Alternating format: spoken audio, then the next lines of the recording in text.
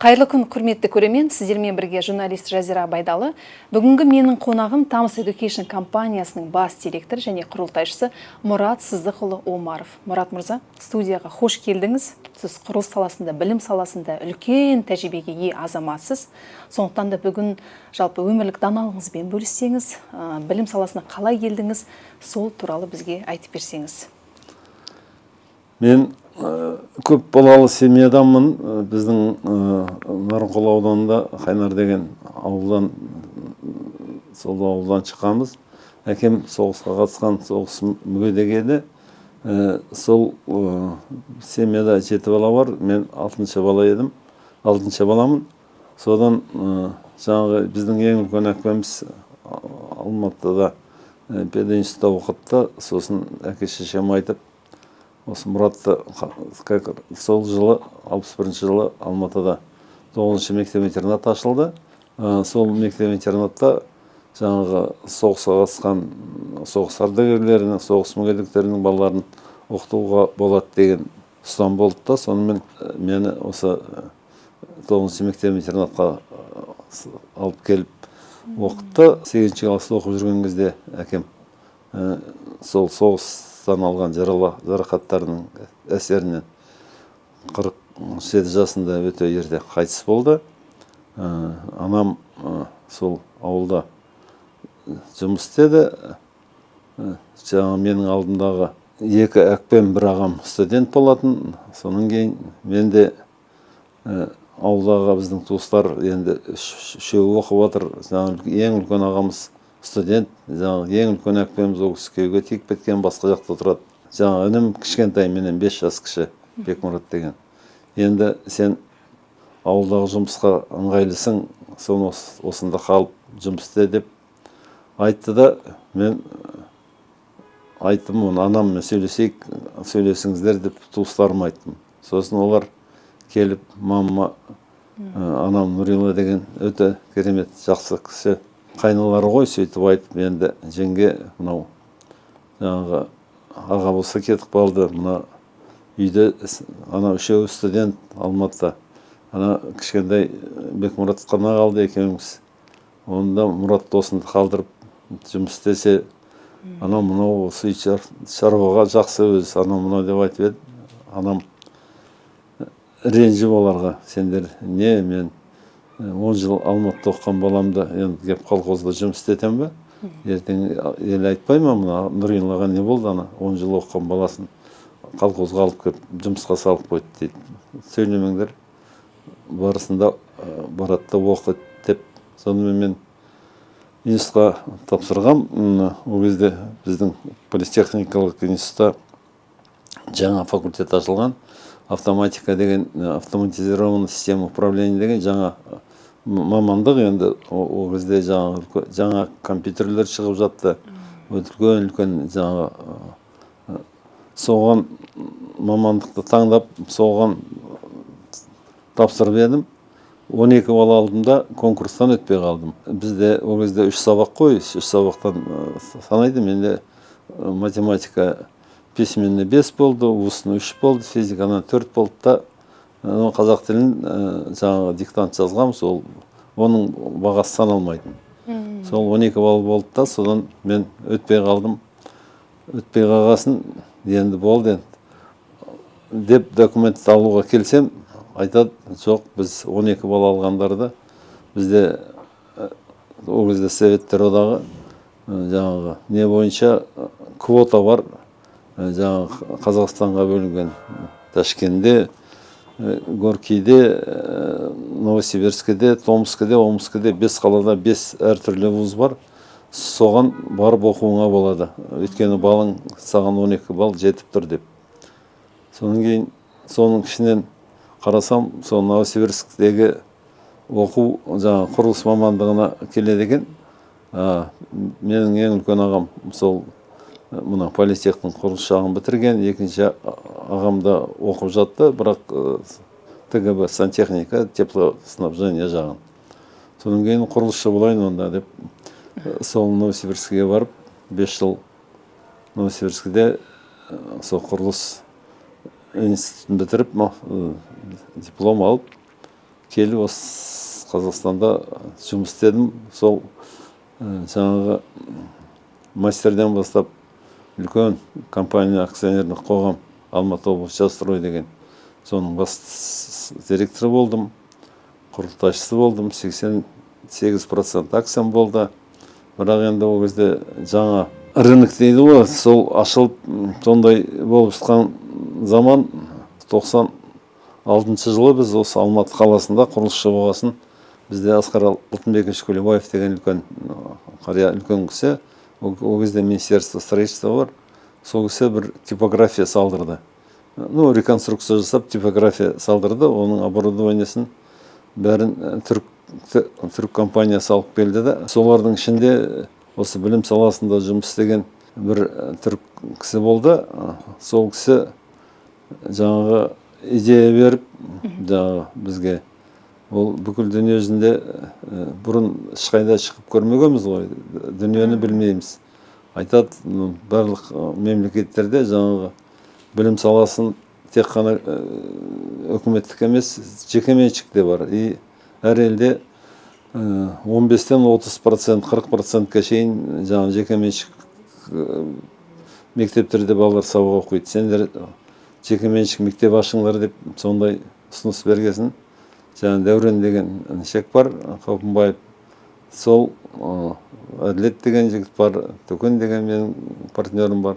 Сол төртеуміз сол компания ашып, жаңағы аукционнан 97 жылы бір мясокомбинаттың бұзылып тұрған, істемей қалған балабақшасын сатып алдық та, келесі жылы оның жерін сатып алып, реконструкция жасап, соны мектеп аштық. Содан бері сол білім саласына солай келдім. Бірақ мен сол өзім құрылыста жұмыс істей бердім да, мектеппен Дәурен айналысты.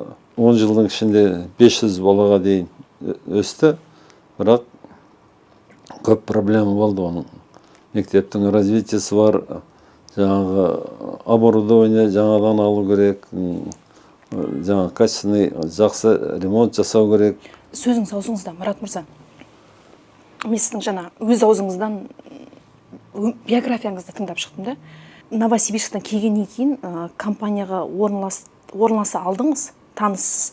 Орналасқаннан кейін қалай үлкен бір компанияның, құрылыс компаниясының бас директорына дейін қалай көтерілдіңіз?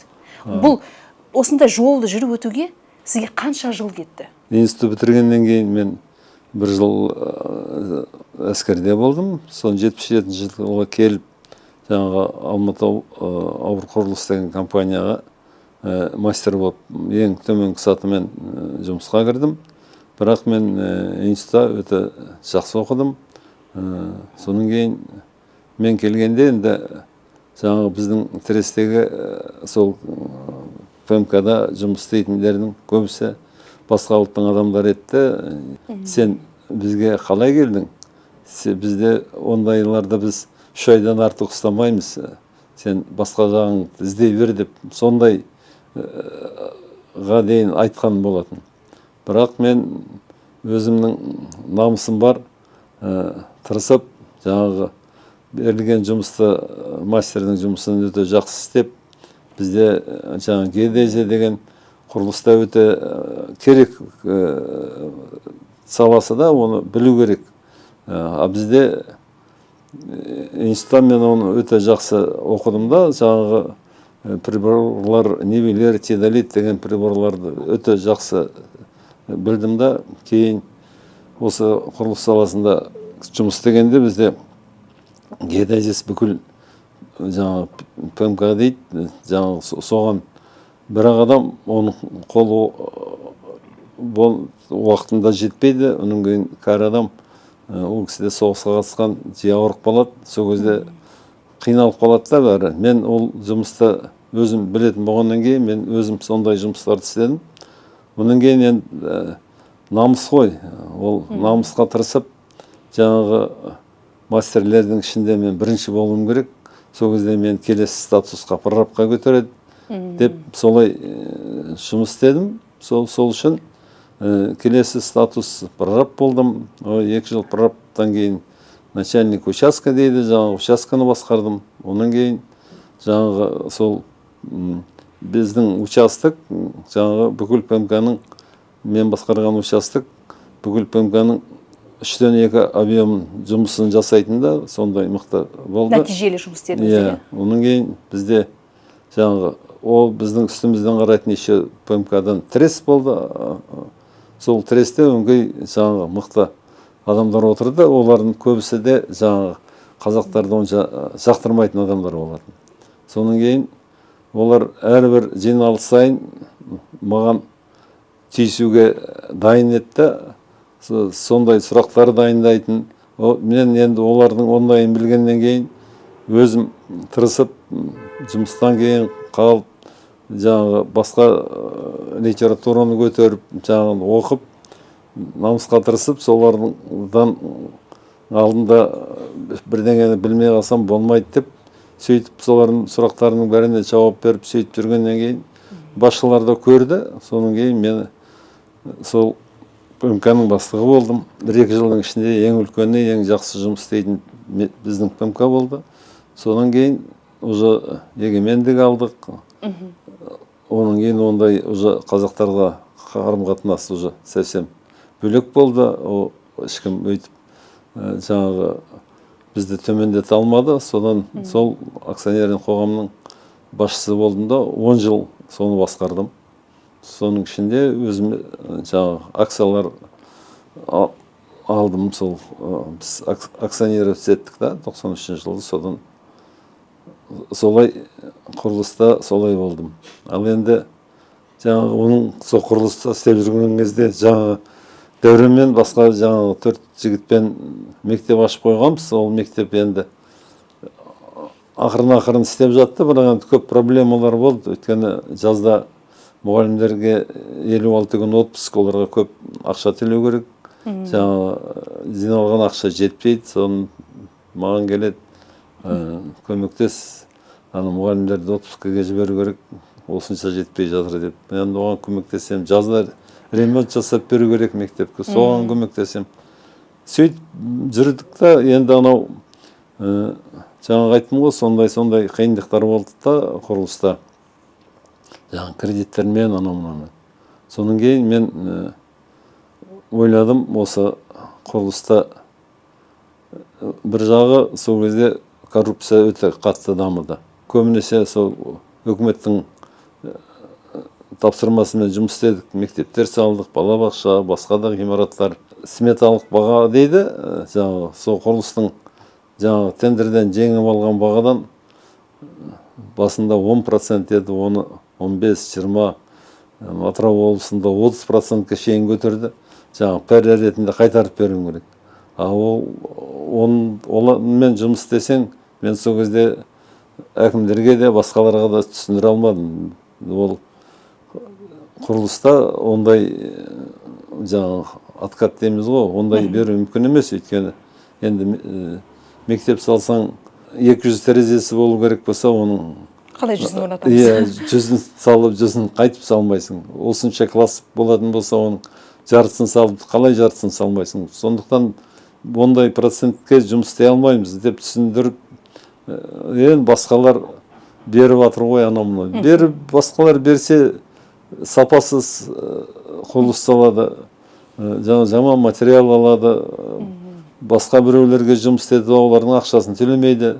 Сөйтіп, ақыр түбі банкрот болады, өйтіп керегі жоқ деп, содан жаңағы сондай қиындық болғаннан кейін құрылысты қойып, қазір мектепке көңіл бөле бастадыңыз. Сосы мектептің шаруасымен 98 жылы келіп, 99-дан бастап генеральный директор болып, сонда жұмыс істеп, мектепті сол 16 жылдың ішінде жақсы көтердік.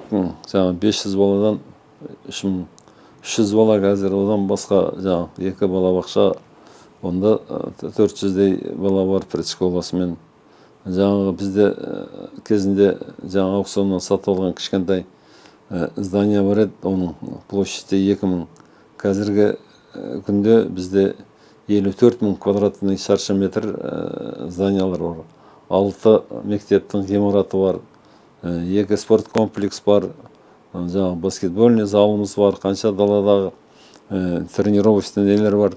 Мен өзім спортты да өте жақсы көремін де, сондықтан сол мектептің спорт жағын дамуына соның өте көңіл бөліп. Ол сезіледі айтпақшы, өйткені басқа мектепте фитнес-клуб жоқ қой, Тамызда бар. Және ол қазір пайда болған жоқ, ол бұрыннан кеткен дүние. Балалар үнемі мысалы жаңағы сабақ, плюс сол жақта жүреді, олардың ата-аналары сол фитнес-клубта жүреді. Сол маған өз бұл ерекше көрінді. Сол сіздің спортқа жақын екеніңіз, жалпы спортқа деген махаббатыңыз сезіледі. Жақында теннис несі корты пайда болды. Үнемі спортқа байланысты Тамызда бір жаңалықтар болып тұрады. Алдыңғы жылы біз жаңағы баскетболда біздің балалар жақсы ойнайды, жақсы көреді. Баскетбол игровой ойын ғой.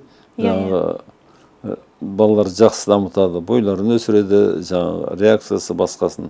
Бірақ кәдімгі алаңда, кәдімгі полда бетон, оның бетіне салынған жаңағы спортивный покрытиеда, ода балалар травма алады. Травма алуы мүмкін, бірақ осы кезде ол может білінбейді, кейін жасы 40-50-ге барғанда білінуі мүмкін, өйткені жаңағы секіріп барып түскен кезде аяққа нагрузка болады. Оны қазір білінбесе де кейін ол білінеді. Сондықтан дүние жүзіндегі ең жақсы залдарда, мысалы бай мемлекеттерде, мысалы Америкада, Германияда сондай вибрационный пол жасайды баскетбольный залдарға. Біз сондай вибрационный полмен өте керемет баскетбольный керемет зал жасадық. О баста мектепті табыс үшін аштыңыз ғой, дұрыс қой.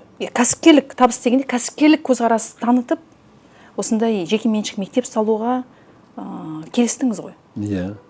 Бірақ соған қарамастан кәсіпкер ретінде білім саласына келсеңізде, бәрібір жаңағы 200 терезеге бөлінген ақша үшін 200 терезе салуға ниеттісіз. Жаңағы 30% рахмет беруден бас тартып, жоқ 200 терезе салу керек. Мына жерде балалар жарақат алмас үшін қымбат жаңағы еден төсеу керек дейсіз.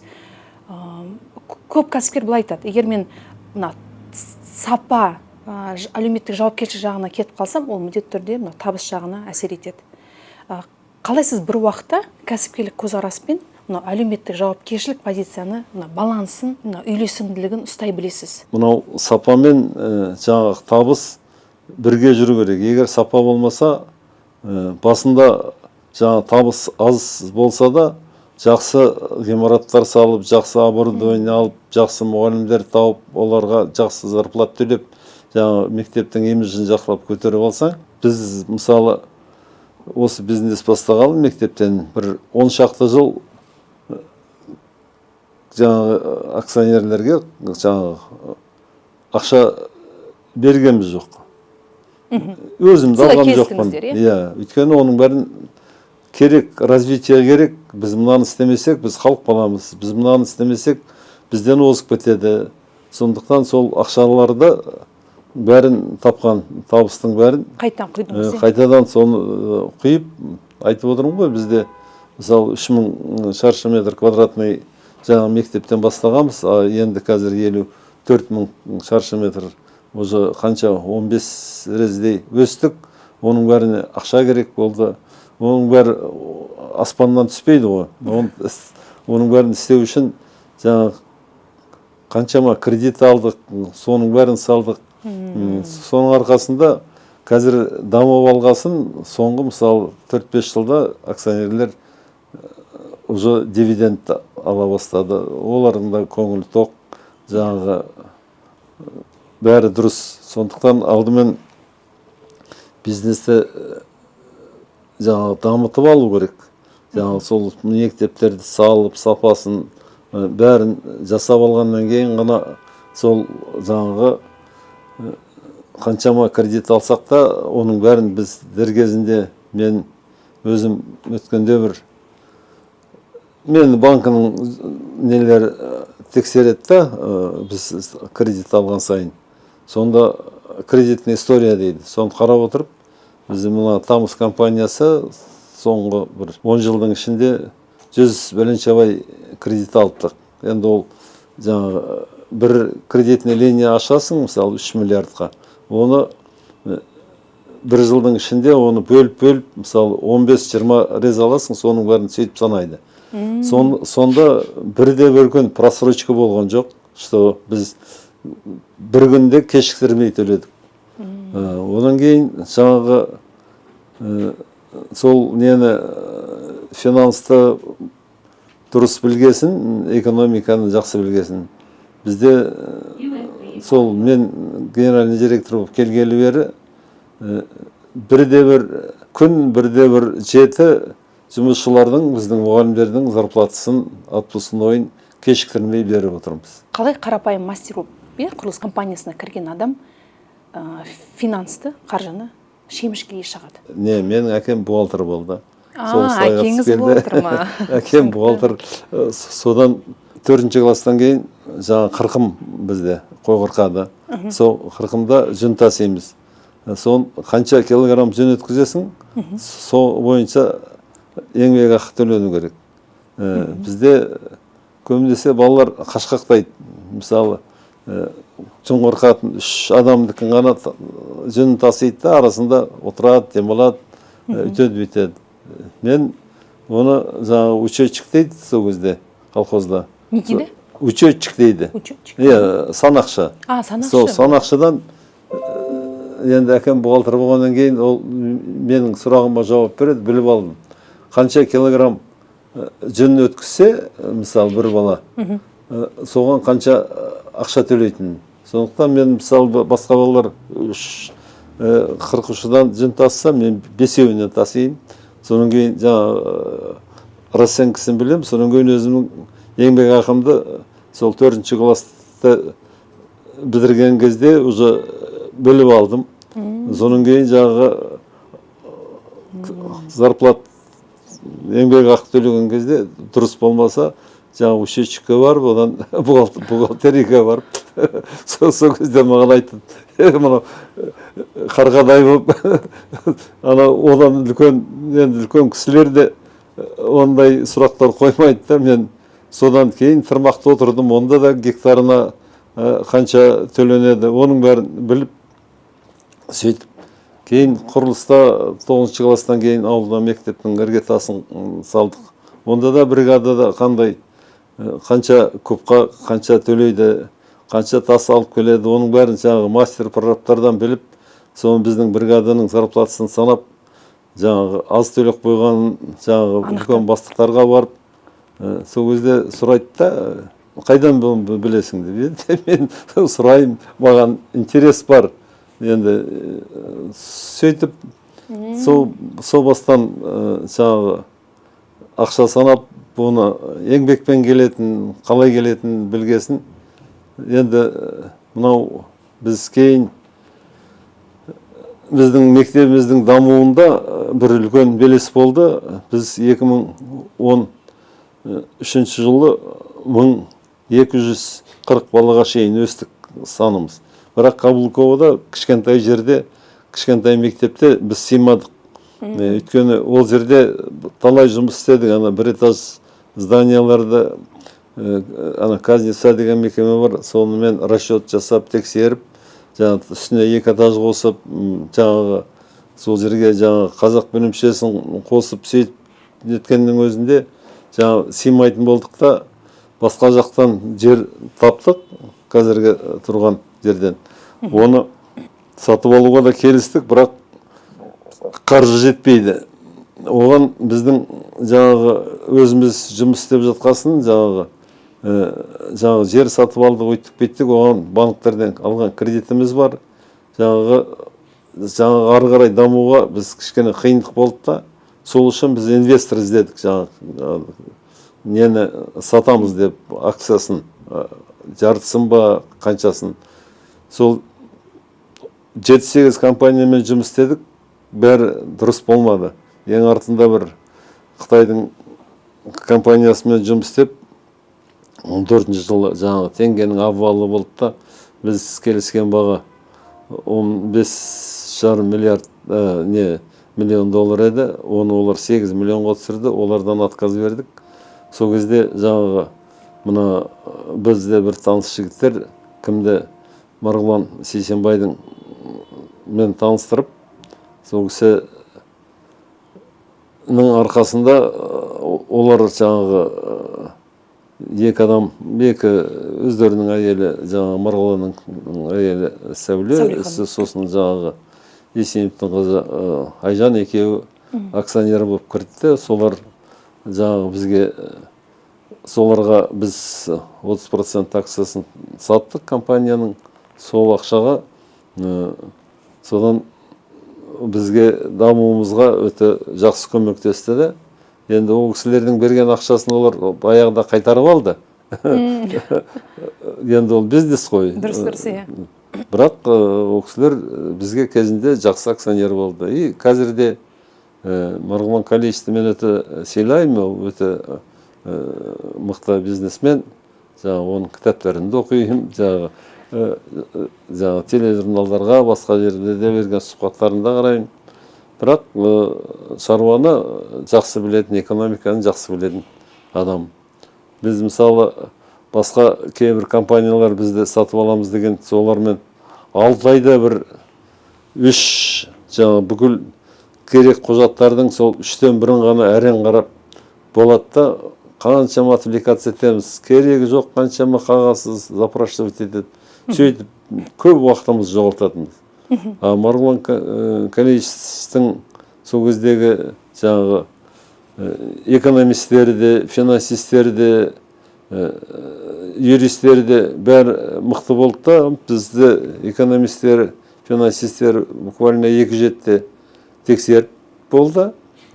Сосын жаңағы юридический ең алдымен юристер тексерген екен. Олар 1 жетте бәрін тексеріп болды, 2 жетте финансистер нетті, сонымен 1 жетте рисковик дейді, рисковиктерді тексерді. Сонымен 1 айдың ішінде барлық тексеріс бітіп, жаңағы Марғұланмен кездесіп, жаңағы 30% акциямызды сатып алды. Содан жаңағы 2 миллиард 200 мың ақша құйды. Сол ақшаға біз кредиттер алдық та дамый бастадық. Дамуымыз өте алдыға кетті де. Мен енді Тамыстың ата-анасы ретінде сізді алғаш қоңырауда көрдім. Біріншіден алғаш қоңырау сайын сіз қазақша ғана сөйлейсіз, таза қазақша. Одан кейін байқаймын, жүгіріп жүреді балалар білесіз ғой, олар асыр салып ойнайды, немесе бір тыйым дегенді түсінбейді, біреу қоқыс лақтырып атады, біреу бір нәрсе. Сіз сол кезде үнемі араласасыз, коммуникацияға жақын жүресіз. Сондықтан да осындай сұрақ қойғым келіп тұр. Сіздің алғашқы қоңырау сайын таза қазақша сөйлеуіңіз, бұл сіздің принципіңіз бе, әлде басқа жаңағы директорлар орысша сөйлейді, біреу қазақша сөйлесін деп сіз қазақша сөйлеуді өз мойныңызға аласыз ба? Қазақ мемлекетінде тұрамыз, өзіміз қазақпыз, сондықтан ол біздің мемлекетіміз Қазақстан. Ол қазақ тілін біліп, жаңа қазақша бірінші сөйлеу адамның патриоттық болсын, патриоттық болмасын, ол өзінің міндеті деп санаймын да. Сондықтан ол менің өзім балаларымда, немерелерімде бәрі қазақша сөйлейді. Қызымның балаларын жаңағы орыс мектебіне берем дегенде принуждать етіп, онда мен төлемеймін, өздерің күйеуің төлесін өзінің балалары үшін. Десем, енді күйеу андай жай, енді үкіметтің жұмысын істейді, зарплатта отырған адам ғой, ол қайдан алады ондай 3,5 миллион ақшаны балаларын оқытуға. Соны амалсыздан сөйтіп жаңағы қазақ мектебіне берді. Дәлізде ары-бері жүгіріп жүрген балаларға қарап не ойлайсыз? Сіздің бір шошыған кезіңіз болды ма? Қаншалықты қазіргі балалар қарапайым, олар қандай қоғамда өмір сүреміз, қоғам үшін пайдалы болайық деп ойлайды. Жалпы сіз соларға қарап қандай ой түйесіз? Не байқап жүрсіз олардың бойынан? Қазіргі мысалы оқушыларға қарап, мен олардың түсінігі, енді өзімде балаларым, немерелерім бар ғой. Олардың ойлары басқа нелері бөлек та. Мысалы менің бір немерем ұлдан Америкада мектепте оқып жатыр. Ол жаңағы мына космический космосқа байланысты оқу оқып, сол университетке түсем деген ой бар. Соны Өткенде ол каникулға ұшып келді. Мен бір күн бірге болды, жайлауға бардық. Соны жаңа сұраймын ғой. Сөйтсем, ол айтады, жаңағы мен мына оқуды таңдадым, бірақ Америкада оқымаймын. Оны либо Канадада, либо Европада оқу керек. Өйткені американецтер өздерінің адамдарына ғана осындай мамандықпен жұмыс береді де, ана Канадада, Европада оқысаң, енді басқа жерден осы мамандық бойынша жақсы жұмыс аласың, жақсы нетесің деп айтады. Мен айтам, Нұржан, бұл сен неге саған бұндай ой келді? Сен неге сол мамандықты оқып, бізде космодром да бар, бізде аэрокосмический агентство бар Астанада, сол жерде ғалымдар жұмыс істейді. Неге сен ол жаңағы сол жақтан сондай білім алып келіп, өзіміздің елімізде өсуіне, көркеюіне, дамуына еңбек еткің келмейді? Ой, ата, бізде коррупция ғой, түк білмейтін біреулерді бастық қойып қояды, бүйтеді, өсірмейді, анау-мынау. Одан да мен шетелде жұмыс істесем, шетелде менің еңбегімді бағалайды, жақсы табасың, анау-мынау. Мен айттым, сен ондай ойды қой, да оқуыңды бітіргесін, осында келесің, саған көмектесеміз. Енді оқуыммен төлеп отырмын ғой. Мен сен не үшін саған сонша ақша шығарып Америкада оқытып жатырмыз? Чтобы ертең сен сондай мықты азамат болып, елге жұмыс істейтін болып келуің керек деп, сөйтіп үйретем, көндірдім. Ол өткенде ол әке-шешесімен бірге олар жаңағы бір демалысқа кетіп бара жатып, Алматыда бір күн болып кеткен. Сол кезде айтады, балам айтады, пап, мықты екенсіз ғой. Ана немереңіз сондай оқиын, содан елге келіп жұмыс істейін, елге пайда көрсетемін деп жүр деп. Жасым енді біраз болса да, балаларым әлі кішкентай. Соны мен жаңағы бір балам, Нұрлан, биыл 10 класс бітірді. Келесі жыл мектеп бітіреді. Ол да шетелге жұмыс істегісі келеді. Мектептің продовольственной безопасности деп, сол мектепке өзіміз сүт өнімдерін береміз, өзіміз жаңағы малды борлап, ет өнімдерін береміз. Сол жерде көрсетіп, бәрін сөйтіп баулып жүрмін да, сосын айттым, бізде Қазақстанның территориясы бойынша дүниежүзінде 9-шы орында. Ертең мұнай да бітеді, газ да бітеді, басқа да жердің астындағы пайдалы заттарды, қымбат заттарды сатып жоғалтады. Жерді ешкім ешқайда алып кете алмайды. Американың бір фермері 100 адамды кормить етсе, біздің бір фермер 4-5 адамды кормить етеді.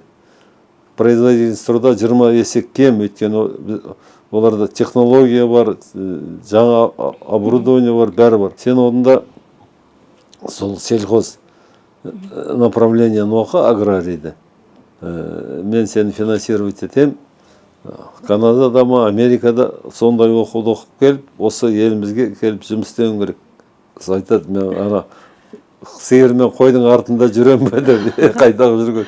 Сен жаңағы басқарасың, сен жаңағыдай технологияны кіргізесің. Ойың сол болу керек, елге жұмыс істеулерің керек.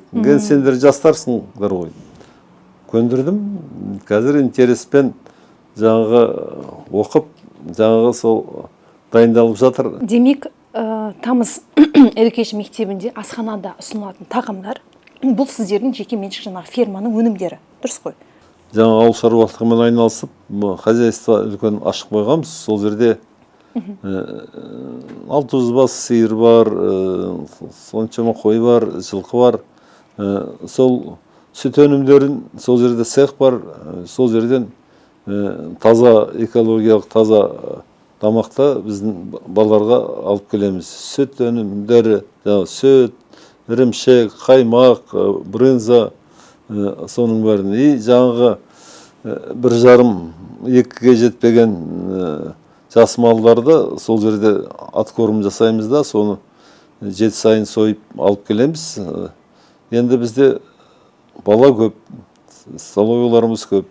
Егер базардан барып басқа жерден ет сатып алсаң, ертең балалардың біреу отравление болса, бірдеңе болса, ол жалғыз бала емес. Мысалы, бір класс әйтпесе, бір столовойдан 300 бала тамақ ішсе, 500 бала тамақ ішсе, оның бәрі деген үлкен скандал ғой. Сол үшін жаңағы азық-түлік қауіпсіздігі дейді, продовольственная безопасность. Сол үшін ол ауыл шаруашылығынан көп пайда таппайсың. Ол өткені енді қиын неде?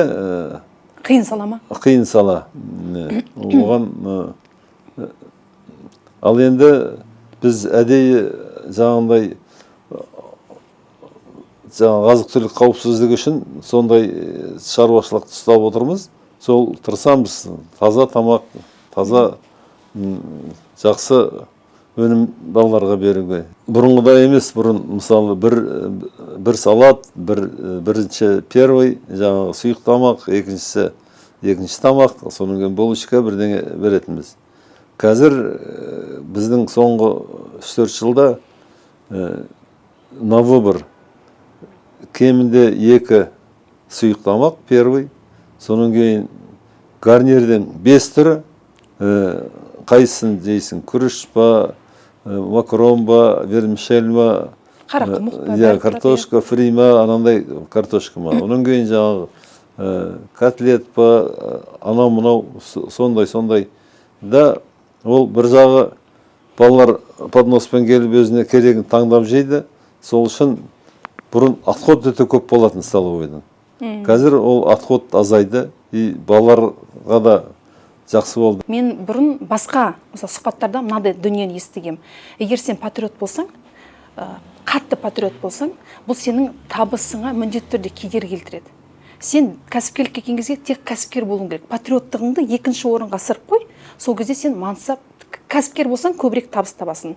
Жақсы маман иесі болсаң, патриоттығыңды сәл ысырып қойсаң, жаңағы карьера мансап жолымен тезірек көтерілесің. Ал ұлтжанды болып тұрсаң, ол сенің жаңағы неңді тартып тұрады. Сен тез көтеріле алмайсың дегенді естіген. Бүгін сіздің мынау ұлтжандылыққа толы әңгімеңізді ести отырып, патриот бола тұра, үлкен компания құруға болады екен, үлкен табысты компания құруға болады екен деген өзім бір ұйғарымға келіп отырмын. Сосын жай ғана өзі ғана патриот емес, бала шағасын да осы қазақ тәрбиеге бағыт-бағдар беріп, шетелде оқытса да осы елге келіп үлес қосыңдар деп өзінің үн насихатын жеткізіп отырған сізге қарап қатты риза болып жатырмын. Өйткені бізде көбісі өзі патриот, бірақ балаларына келген кезде ондай емес. Құрметті көрермен, Мұрат Сыздықұлы Омаров бұл қарапайым құрылысшыдан Тамс Education компаниясының бас директоры, құрылтайшысына дейінгі жолды өз күшімен, өз біліммен жүріп өткен ұлтжанды азамат. Бүгінгі сұхбат тәлім-тәрбиеге, үлгі-өнегеге толы болды. Білім саласына байланысты өзіңіздің айтар ой пікіріңіз болса, онда өтініш комментарийге қалдырыңыз, мен бәрін оқимын және келесі сұхбаттарда ескеремін. Бәлкім сіздің сұрағыңыз осы студияда қойылар. Жалпы бізді алда әлі талай қызық сұхбат күтуде, сондықтан да Жазира Байдалы арнасына жазылыңыз, лайк басыңыз, таратыңыз. Сау саламат, келесі сұхбаттарда көріскенше.